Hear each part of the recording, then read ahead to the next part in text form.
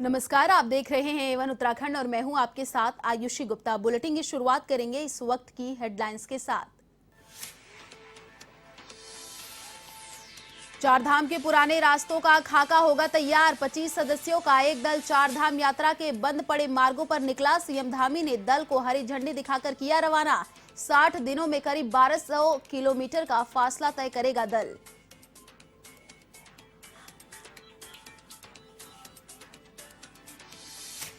उत्तराखंड में बारिश से हुए नुकसान का जायजा लेने की कवायद तेज। केंद्र की इंटर मिनिस्ट्रियल टीम ने पिथौरागढ़ पहुंचकर लिया नुकसान का जायजा। सड़क इमारतों पर हुए नुकसान का किया निरीक्षण।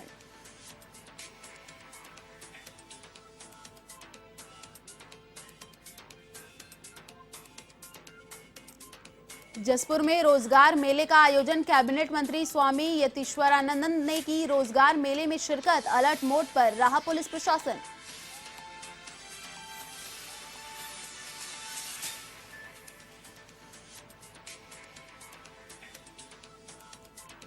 उत्तराखंड के पूर्व सीएम हरीश रावत और कांग्रेस प्रदेश अध्यक्ष गणेश गोदियाल पहुंचे हरिद्वार।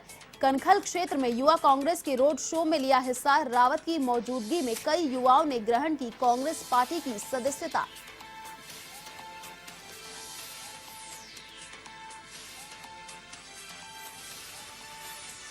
उत्तराखंड में डेंगू के प्रकोप को लेकर सरकार और प्रशासन अलर्ट। काशीपुर में प्रशासनिक अधिकारियों ने की मीटिंग। डेंगू के प्रकोप पर काबू पाने की लेकर की गई चर्चा।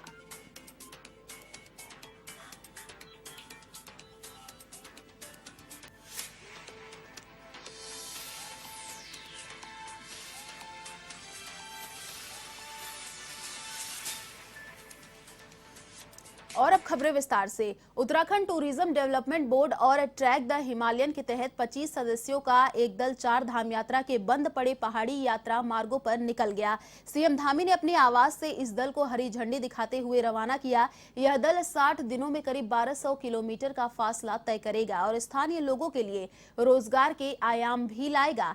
गौरतलब है कि 100 साल पहले चार धाम यात्रा के लिए श्रद्धालु इन्हीं पैदल मार्गों से यात्रा करते थे।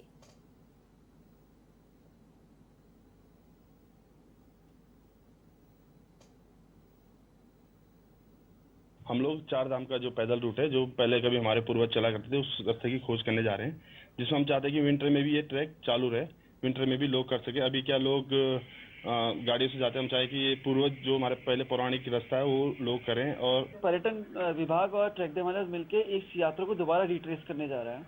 तो जो यात्रा बाबा काली कंपनी चट्टियों के माध्यम से कराते थे आज से 100 साल पहले, हम उसी यात्रा को दोबारा रिट्रेस कर रहे हैं।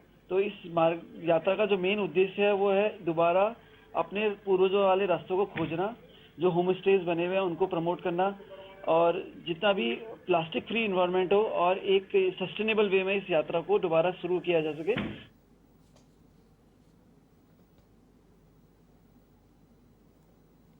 आपको बता दें 1200 किलोमीटर की यहाँ पर यात्रा निकाली गई। चारधाम यात्रा के बंद पड़े पहाड़ी यात्रा पर ये यात्रा निकाली गई। सीएम धामी ने हरी झंडी दिखाते हुए इस यात्रा को रवाना किया। 1200 किलोमीटर की तय करेगा ये दूरी। चारधाम यात्रा के बंद पड़े पहाड़ी यात्रा पर आपको बता दें ये दल निकल चुका है। सीएम धामी ने हरी झंडी दिखाते हुए इस दल को रवाना किया। 1200 किलोमीटर की तय करेगा, आपको बता दें ये दल पूरी यात्रा। चारधाम यात्रा के बंद पड़े पहाड़ी यात्रा पर निकल चुके हैं। सीएम धामी ने हरी झंडी दिखाते हुए इस दल को रवाना किया। चारधाम यात्रा के बंद पड़े पहाड़ी यात्रा पर ये दल निकला है।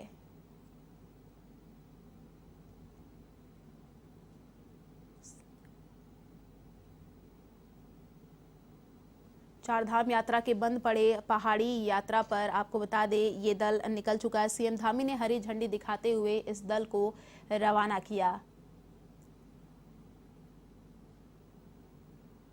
1200 किलोमीटर ये दल पूरी दूरी को तय करेगा। चारधाम यात्रा के बंद पड़े पहाड़ी यात्रा पर ये दल निकला है।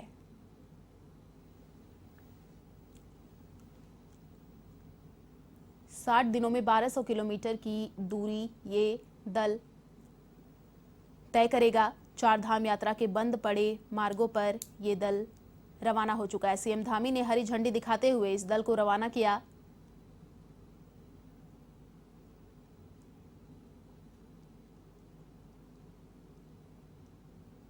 सीएम धामी ने हरी झंडी दिखाते हुए इस दल को रवाना किया है। आपको बता दें 60 दिनों में 1200 किलोमीटर की दूरी तय करेगा ये दल। चार धाम यात्रा के बंद पड़े पहाड़ी यात्रा पर ये दल निकला है।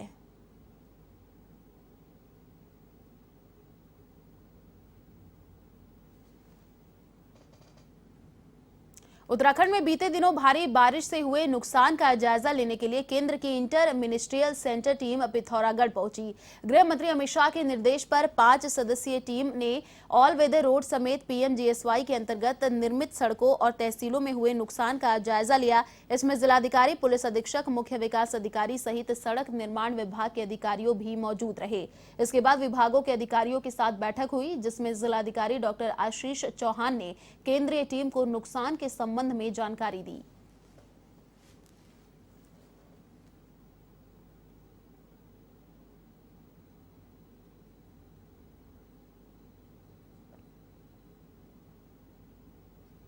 ऑनरेबल होम मिनिस्टर भारत सरकार की कल राजकोट दौरा किया है।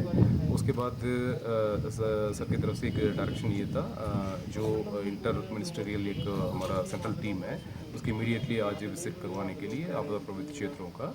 सो उसी के अनुसार एक टीम है, 6 मेंबर्स टीम है आ रखा है। और आज सुबह से हमारा चारधाम रोड है उसका डैमेजेस वगैरह दिखाया है।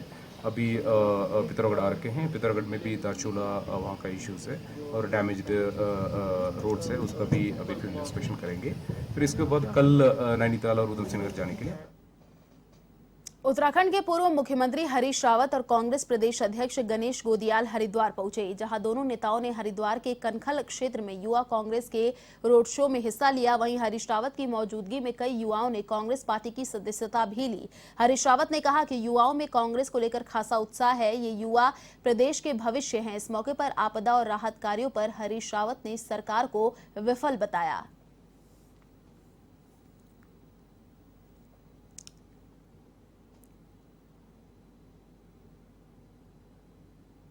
कार्यकर्ताओं में एक जबरदस्त जोश है और यही जोश परिवर्तन लाएगा और कांग्रेस को सत्ता में लाएगा। क्या भविष्य देख रहे हैं आने वाले समय में? बहुत अच्छा भविष्य है, बहुत अच्छा भविष्य है।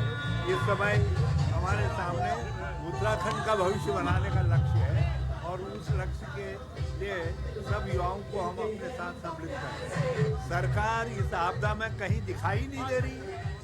हम यही तो कह रहे, दिखाई दो, लोगों के साथ काम करो। केवल हवाई जहाज और हेलीकॉप्टर में मत रहो, लेकिन लोगों तक राहत पहुंचाओ, मदद पहुंचाओ। जसपुर में रोजगार मेले का आयोजन किया गया, जिसमें प्रदेश के कैबिनेट मंत्री स्वामी यतीश्वरानंद मुख्य अतिथि बनकर पहुंचे। रोजगार मेले में पुलिस प्रशासन भी पूरी तरह मुस्तैद नजर आया। वहीं मेले की अध्यक्षता जसपुर विधायक, आपको बता दें, आदर्श चौहान ने की। अपने संबोधन में स्वामी यतीश्वरानंद ने कहा कि मेले में 27 से अधिक कंपनियां पहुंची हैं, इसमें ज्यादा से ज्यादा युवाओं को रोजगार मिलेगा।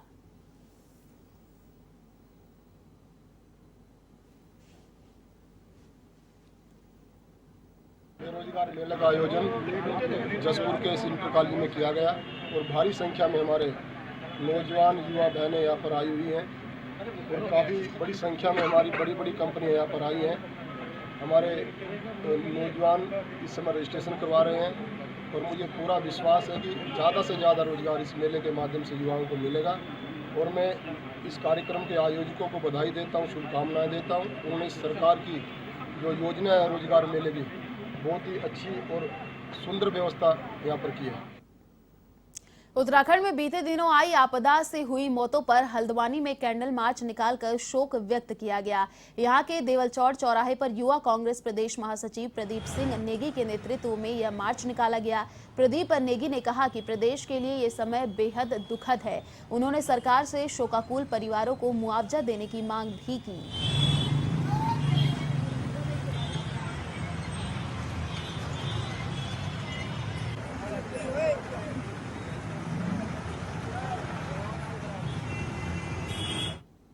आपदा आई है, उस आपदा में जितने भी हमारे लोगों की मृत्यु हुई है उसको लेकर यूथ कांग्रेस द्वारा हमने कैंडल जलाकर उनकी आत्मा को शांति के लिए यहाँ पर कैंडल मार्च निकाला है। और हम माँ जो उत्तराखंड की चारों धाम की देवी है, माँ हरी देवी से प्रार्थना करते हैं कि हमारे उत्तराखंड की रक्षा करें और जितने भी लोग हैं उनकी आत्मा को शांति मिले। इसको लेकर हमने आज कैंडल मार्च का। खबर ऋषिकेश से है, जहां प्रदेश का नाम रोशन करने वाली पैरा खिलाड़ी नीरजा गोयल ने अपने चैरिटेबल ट्रस्ट की दूसरी वर्षगांठ पर कार्यक्रम का आयोजन किया, जिसमें कोरोना काल के दौरान सराहनीय कार्य करने वाले समाजसेवियों को सम्मानित भी किया गया। इस दौरान मुख्य अतिथि के रूप में विधानसभा अध्यक्ष प्रेमचंद्र अग्रवाल पहुंचे। उन्होंने नीरजा गोयल के जज्बे को सलाम किया और उनके ट्रस्ट को अपने कोष से 1 लाख रुपए देने की घोषणा की है।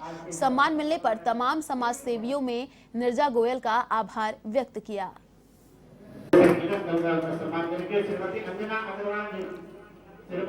आज के टाइम पे हर कोई सक्षम होते हुए भी इतना कुछ नहीं कर पाता है, जो इस स्थिति में नीरजा दी चैरिटेबल ट्रस्ट की जो संस्थापिका हैं नीरजा गोयल, वो बहुत अच्छा काम कर रही हैं। और आज बड़ा शुभ दिन है कि सभी महिलाओं के लिए करवा चौथ का, तो उसी की सभी को शुभकामनाएं भी दी हैं उन्होंने और साथ ही साथ सबको सम्मान किया है। यह हमारे लिए बहुत गर्व का विषय है कि एक शिक्षा के क्षेत्र में जितने भी शिक्षक हैं सब गुरुओं को उन्होंने आज के दिन याद भी किया है। आज अपनी दूसरी स्थापना दिवस मना रहे हैं और इसकी संस्थापिका नीरजा गोयल जो दिव्यांग होने के साथ साथ समाज में अपनी सक्रियता बनाए हुए हैं, चाहे इस कोरोना काल में लोगों की मदद करने की बात हो, चाहे स्पोर्ट्स में कोई कीर्तिमान स्थापित करने की बात हो, नीरजा बहुत अच्छा काम कर रही है। और आज उनकी संस्था के दूसरे स्थापना दिवस पे जिन लोगों ने अपने अपने क्षेत्र में उत्कृष्ट कार्य किए गए उनको यहाँ सम्मानित करने का भी काम किया, यानी कि स्थापना दिवस पे भी उन्होंने एक नया आयाम जोड़ा।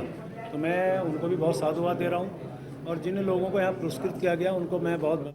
उत्तराखंड पुलिस महानिदेशक अशोक कुमार ने कई आपदाग्रस्त इलाकों का जायजा लिया, जिसमें भवाली, कैंची और निगलाट समेत कई क्षेत्रों के लोगों से मुलाकात की, जिसके बाद वह नैनीताल पहुंचे। यहां राज्य अतिथि सभागार में उन्होंने प्रेस वार्ता की। इस दौरान उन्होंने कहा कि प्रभावित क्षेत्रों में राहत और बचाव कार्य अब भी जारी है और आपदा के दौरान लापता हुए 3 लोगों की तलाश भी की जा रही है। इसके साथ ही पुलिस ने 65,000 लोगों को पर्वतीय इलाकों में जाने से रोका और 10,000 लोगों का सफल रेस्क्यू किया। कोई क्या बचा लेगा? आपदा से हमने कुछ ना कुछ सीखा है और जैसे 2013 की आपदा के बाद एसडीआरएफ का क्रिएशन हुआ, गठन हुआ और कितने काम आ रही है आज एसडीआरएफ। हम कोशिश कर रहे हैं उसकी टीमों को जितना ज़्यादा फैला सकते हैं उतना फैलाएं। तो ऐसे ही अब हमने ये निर्णय लिया, आज अधिकारियों से वार्ता हुई कि जितना हमारा बेसिक कोर्स आएगा भविष्य में, कांस्टेबल हो, सब इंस्पेक्टर हो या डिप्टी एसपी हो, तीनों के बेसिक कोर्स में हम आपदा प्रबंधन को भी डाल देंगे कि जो ये ट्रेनिंग है, जो एसडीआरएफ की जो इनको माउंटेनियरिंग है, ये शुरू से ही उसके प्रति जो है ट्रेंड रहे। डोईवाला में तेज बारिश से धान की फसल को भारी नुकसान हुआ है, जिसको लेकर किसानों के चेहरे पर मायूसी छा गई। धान की कटी फसल भीग गई तो वहीं तेज हवाओं ने गन्ने की फसल को गिरा दिया, जिसके चलते किसानों ने फसलों के नुकसान के जायजा लेने के लिए सरकार से मांग की और आकलन करने के बाद उचित मुआवजा देने को भी कहा।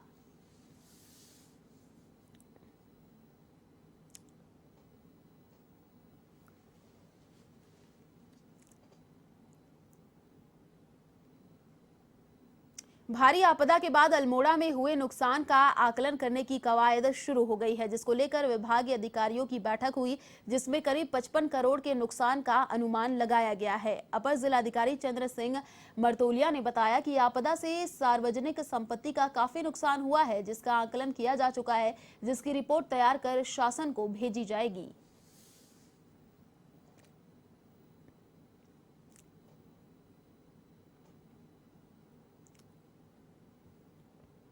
विगत दिनों हुई अतिवृष्टि से अपने जनपद में लगभग 50 से 55 करोड़ का अनुमानित जो विभागीय परिसंपत्तियां हैं उनकी क्षति का अनुमान है। अभी हम लोग विभागों से इसका आकलन तैयार करवा रहे हैं। आकलन प्राप्त होने पर उत्तराखंड के काशीपुर में डेंगू के बढ़ते प्रकोप को लेकर डेवलपमेंट फोरम, आईएम और मेयर के संयुक्त निर्देशन में मीटिंग का आयोजन किया गया, जिसमें डेंगू के बढ़ते प्रकोप को लेकर चर्चा की गई। इस दौरान ये भी बताया गया कि शहर को स्वच्छ रखने में नगर निगम फॉगिंग कराने में अहम भूमिका निभा रहा है। साथ ही लोगों को अपने आसपास कचरा एकत्रित न करने की भी सलाह दी गई।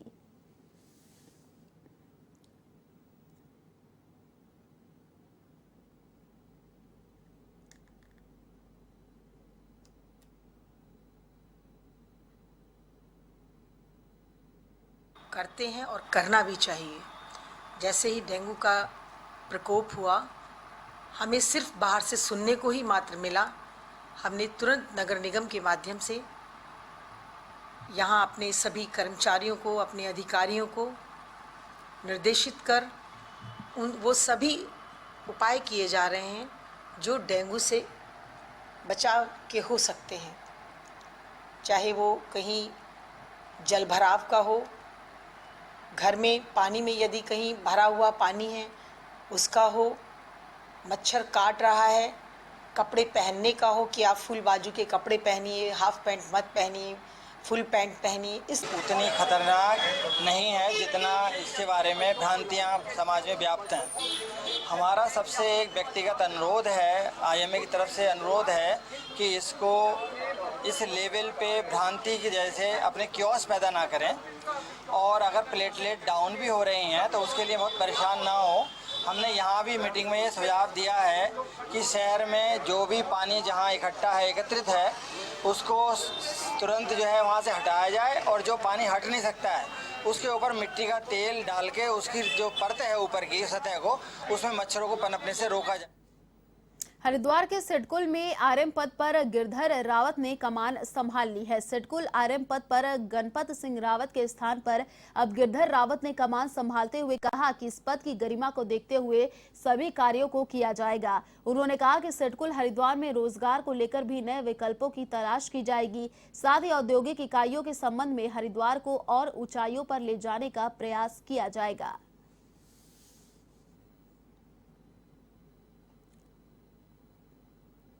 हरिद्वार तो बहुत मतलब नगर कहता रेपुटेटेड इंडस्ट्री है। यहाँ पर जो कुछ भी इनकी समस्याएं होंगी उसका निदान करेंगे, एंड जो भी समस्या आएंगी फिर उसमें देखेंगे। एक बार मैं विजिट करूँगा, आज तो मेरा पहला दिन ही यहाँ पे, और उसमें मैं एक बार विजिट करूँगा, साइट विजिट, फिर देखूँगा कहाँ पर क्या क्या इशूज़ आ रहे हैं उनको।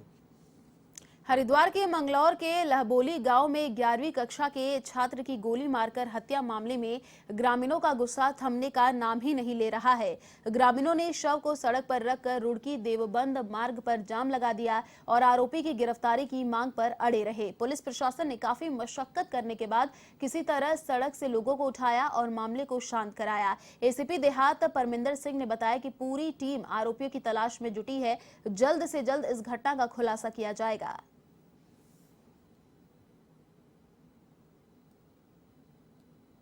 लगातार वार्ता के बाद जो हम लोगों के द्वारा आश्वासन पहले भी दिया गया था, जितने भी हमारे मुलजिम हैं इनकी हम शीघ्र गिरफ्तारी करेंगे, और जो विधि सम्मत इसमें कार्रवाई है पुलिस इसमें ऑलरेडी कर रही है और जल्दी इसका खुलासा करेंगे। दूसरा, इनकी कुछ मांगे कंपनसेशन को लेकर थी, उस संबंध में शीर्ष अधिकारियों से बात भी हुई है, वार्ता हुई है। उस संबंध में जो भी आवश्यक कार्रवाई है वो हमारे द्वारा। लॉकडाउन खुलने के बाद भले ही स्कूल और कॉलेज खुल चुके हैं, लेकिन गरीब छात्रों के सामने पाठ्य पुस्तकों और नोटबुकों की दिक्कत आ रही है। इसी को देखते हुए लायंस क्लब ऋषिकेश के सहयोग से पुलिस क्षेत्राधिकारी ने 2 दर्जन जरूरतमंद छात्रों को स्टेशनरी वितरित की। वहीं पुलिस क्षेत्राधिकारी ने भविष्य में भी जरूरतमंद छात्रों को मदद का भरोसा दिया। अपने संबोधन में उन्होंने छात्रों से मन लगाकर पढ़ाई करने के लिए भी कहा। स्टेशनरी पाकर छात्र भी काफी खुश हुए।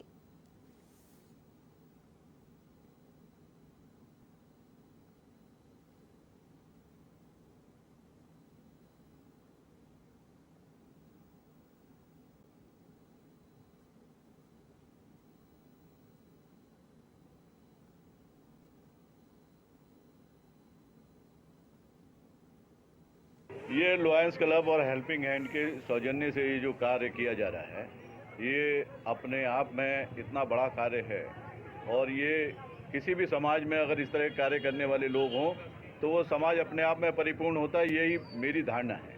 और बड़ी खुशी की बात है कि ऋषिकेश जैसी छोटी जगह में इतना बढ़िया कार्य ये संस्थाएं लगातार कर रही हैं।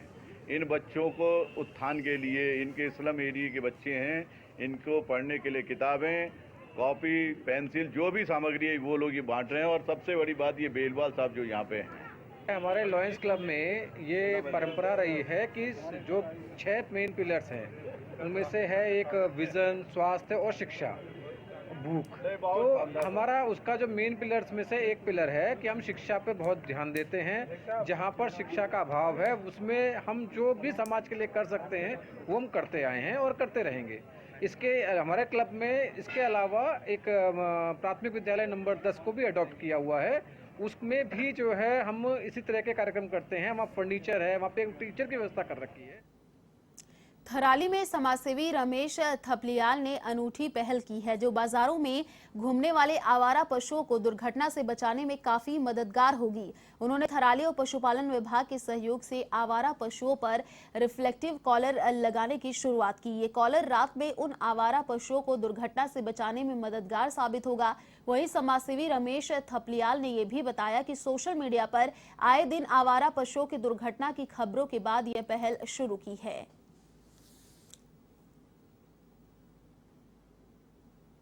रात को जो सड़क में आवारा पशु घूम रहे हैं, इनको वाहनों से होने वाली दुर्घटनाओं से बचाव के लिए लगाए जाते हैं।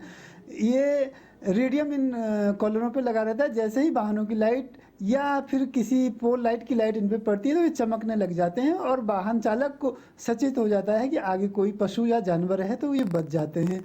जहाँ तक रिफ्लेक्टिव कॉलर लगाने की बात है, हमारी संस्था जागो हिमालय इस क्षेत्र में पिछले लंबे समय से काम कर रही है और हमें देहरादून निवासी हितेश कुनियाल एक हमारे डोनर हैं, उन्होंने यहाँ से कुछ सोशल मीडिया पर जो बातें गई थी कि यहाँ पर वाहनों से रात्रि को कुछ गायों को चोटें आ गई हैं, तो उन्होंने हमें कुछ रिफ्लेक्टिव कॉलर डोनेट किए थे। उसी को आज हमने थराली नगर पंचायत के थराली बाजार में पशुओं पर लगाया है।